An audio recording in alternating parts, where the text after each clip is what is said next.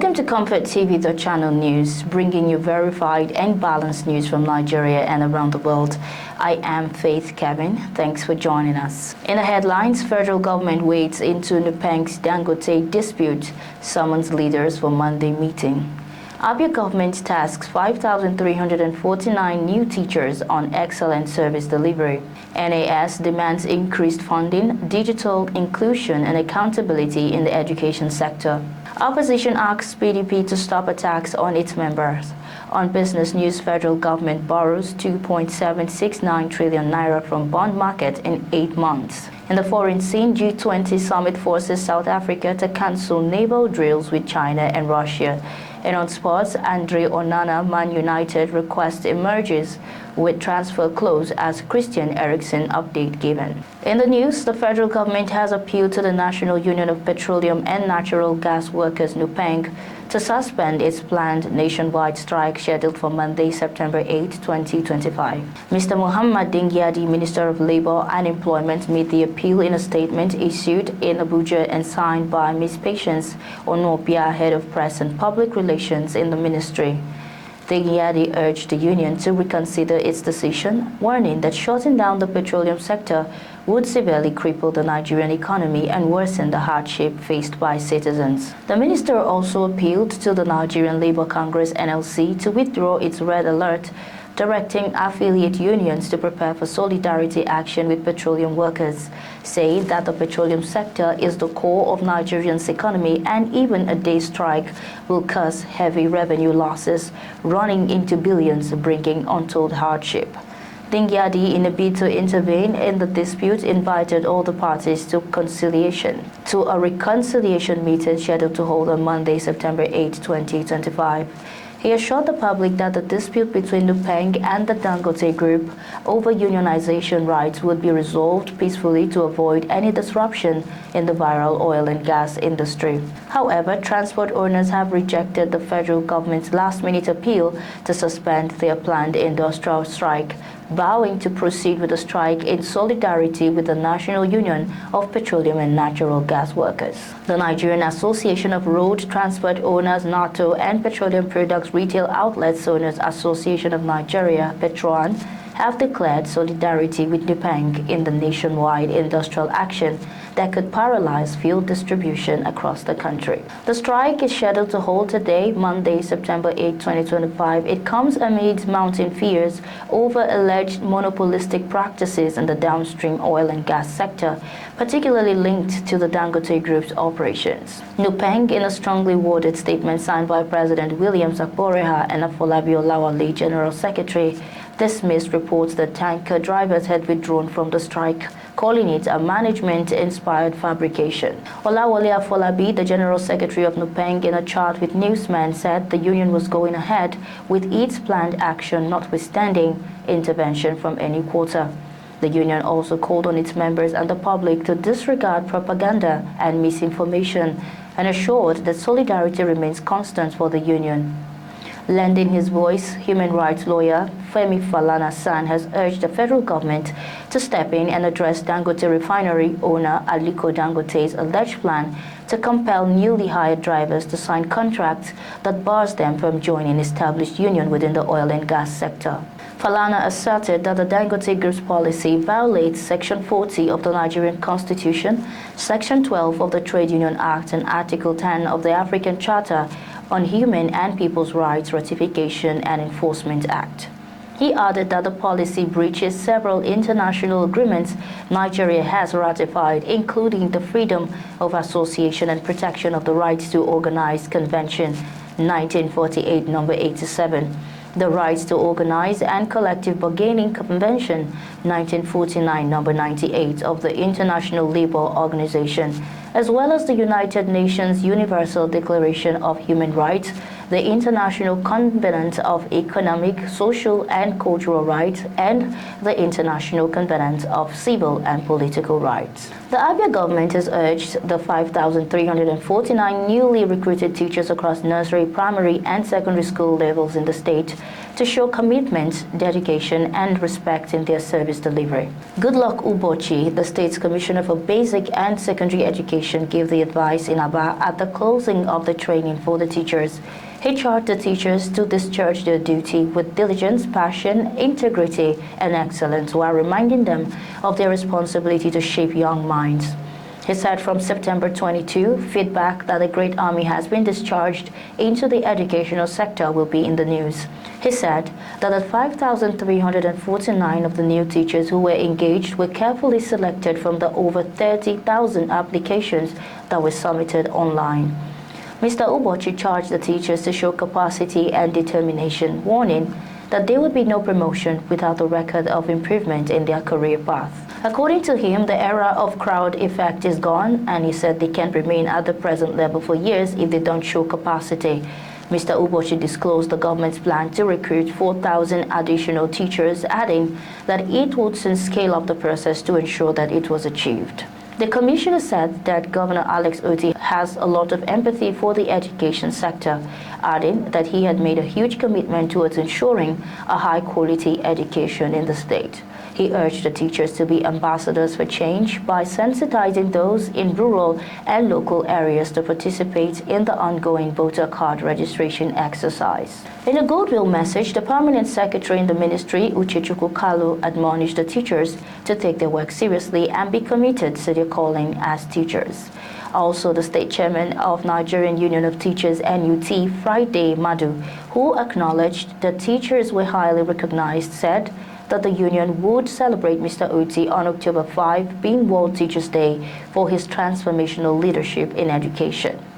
The 12-day training held simultaneously in Abia and Umuahia and was part of the Abia First education program. The teachers were equipped with the necessary skills to provide high-quality education in the state by the Consultant Education Reform and Innovative Team, ERIT. The National Association of Sea Dogs Pirates Confraternity has described Nigeria's worsening literacy crisis as a national emergency, warning that millions of out-of-school children are being condemned to poverty, exclusion, and crime unless urgent action is taken. In a statement issued yesterday to mark this year's International Literacy Day themed Promoting Literacy in the Digital Era, Bridging the Gap, NAS Captain Dr. Joseph Oteri said the scale of Nigeria's challenge is unprecedented. He said despite being Africa's largest economy, Nigeria harbors the world's highest number of out-of-school children. UNICEF puts the figure at 10.2 million children of primary school age, while UNESCO estimates it rises to 18.3 million when adolescents are included. In real terms, 1 in every 5 out-of-school children worldwide is a Nigerian. Oteri noted that this crisis undermines the country's ability to meet global development benchmarks, particularly the Sustainable Development Goals (SDGs) relating to quality education, poverty reduction, gender equality, and reduced inequalities. According to him, persistent obstacles such as insecurity, poverty, child labor, gender discrimination, and poor infrastructure continue to push millions of children out of school and into risky environments where they are exposed to drugs, crime, exploitation, and even trafficking. The NAS leader also raised concerns over Nigeria's growing digital divide. He explained that while children in urban centers increasingly benefit from technology-enabled learning, millions in rural communities remain locked out due to a lack of affordable internet, digital devices, and information and communication technology (ICT) centers. He warned that the uneven access is widening inequality and could create a generation of digitally illiterate citizens in a world driven by knowledge and innovation. The Labour Party's LP presidential candidate in the 2023 elections, Peter Obi, has called on the federal government to declare a full-scale war against insecurity, citing recent dastardly killing of Nigerians by non-state actors across the country. Obi, on his X handle, referenced the killings of 8 NSCDC officers, the abduction of Chinese national in Edo, the kidnapping of passengers on the Benin-Iyero-Luku Road, and the slaughter of 5 soldiers and 58 civilians in Borno as the basis for his call.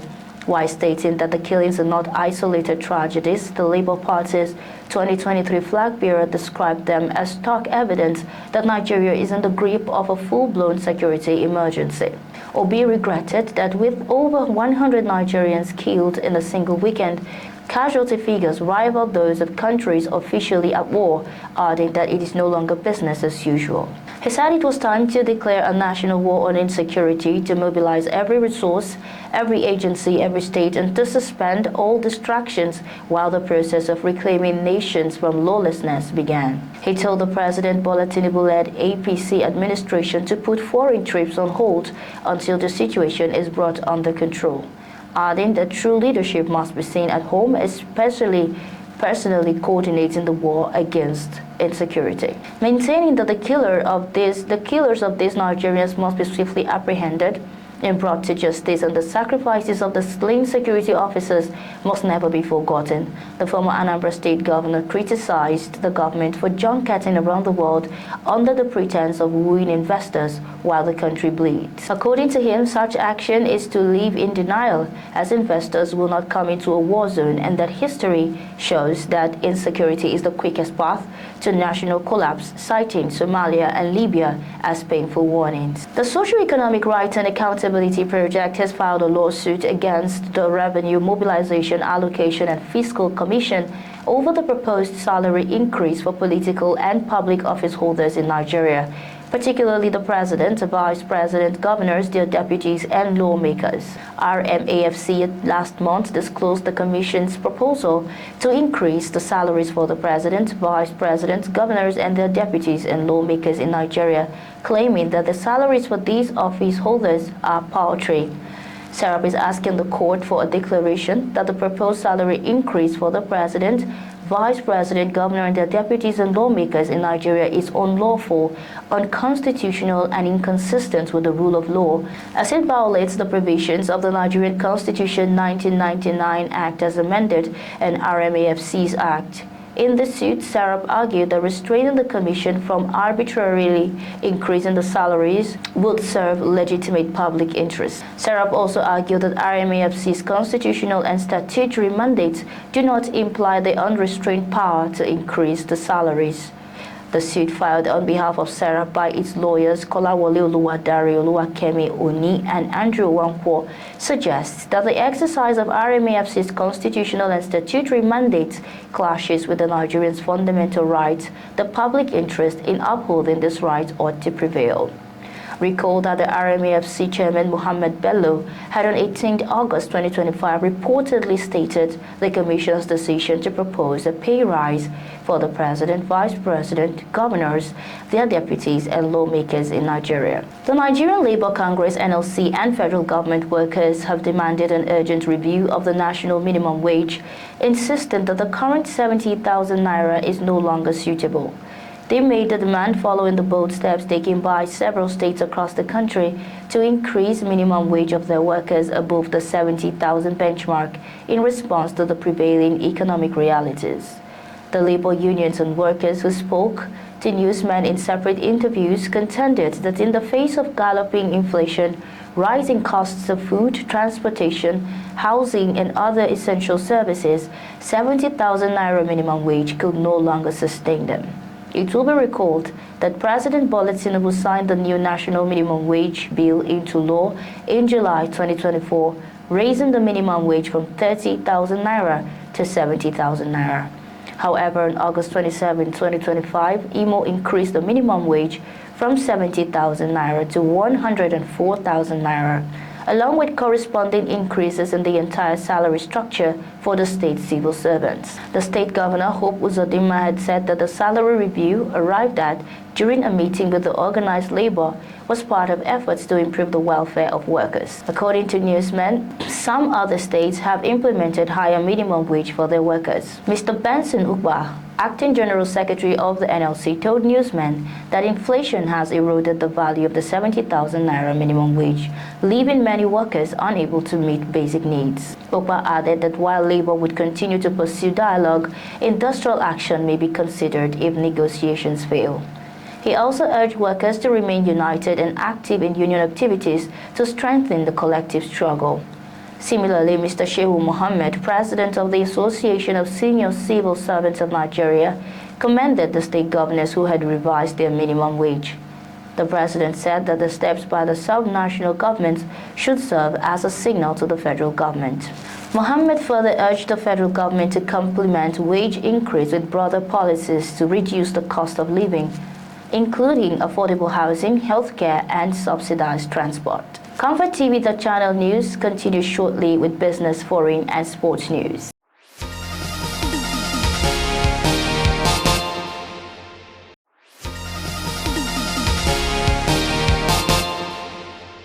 On business, the Naira traded near a 5-month high at 1,514.86 kobo per dollar on the official window at the close of last week, according to data from the Central Bank of Nigeria.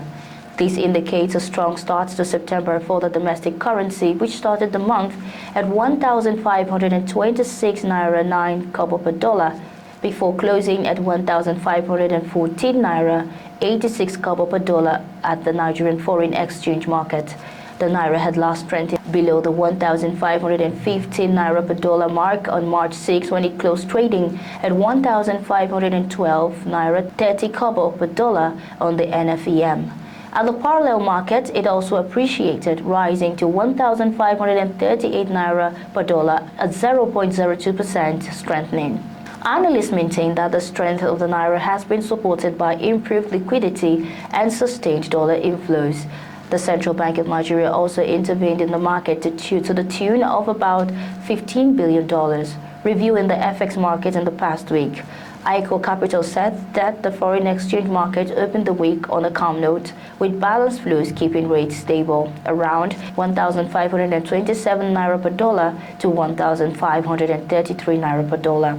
On the macroeconomic front, the country's external reserves recorded a modest uptick, rising 0.10% week on week to $41.31 billion from $41.27 billion, largely supported by stronger foreign inflows.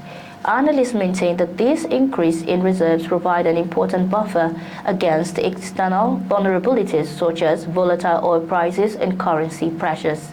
It also offers the CBN greater capacity to intervene in the foreign exchange market when necessary, helping to stabilize the naira in the near term. The federal government has dominated the bond market, raising 2.769 trillion in 8 months, with corporate listings accounting for a significantly lower 43.2 billion naira value. A total of 3.201 trillion naira new listings were recorded on the Nigeria's exchange during the period, and the federal government was responsible for 86.50%, amounting to 2.769 trillion naira. While Dangote Cement listed 38.199 billion naira and TSL SPV PLC listed 5 billion naira. Finance analysts attributed the strong demand for federal government bonds to attractive yields, which offers investors high returns on their investments, stressing that the oversubscription also revealed that investors have confidence in the federal government's ability to meet its debt obligations. Also, stockbrokers recently called on the federal government to initiate urgent economic reforms aimed at repositioning the Nigerian capital market as a key driver in achieving the country's $1 trillion economic target. On the foreign scene, last week, South Africa announced postponing a key naval exercise with China and Russia slated for November. This has been interpreted as a move to avoid the exercise coinciding with the G20 summit scheduled in South Africa in the same month. U.S. Vice President J.D. Vance is expected to attend the summit. In the past few months, South Africa has been in the crosshairs of U.S. President Trump, stemming from policy differences. Last month, South African exports to the U.S. were slapped with a 30,000 tariff rate. Sifiwe Dlamini, DOD Head of Communication, South Africa's Department of Defense, explained that the decision to postpone the exercise was in view of the activities related to South Africa's G20 presidency. stating that the postponement is to ensure that the exercises do not impact on the logistical, security and other arrangements associated with South Africa's G20 presidency. And on sports, Manchester United had a busy end to the 2025 summer transfer window with a flurry of activity at Old Trafford last week. The Reds shelled out £18 million on deadline day to secure the services of goalkeeper Senne Lammens from Royal Antwerp amid uncertainty surrounding Andre Onana's future in M16. Head coach Ruben Amorim is banking on the 23-year-old who held the record for the most clean sheets in the Belgian Pro League last season to make an immediate impact at United. On the departure front, United sanctioned several exits, including Rasmus Højlund, who finalized a loan move to Napoli.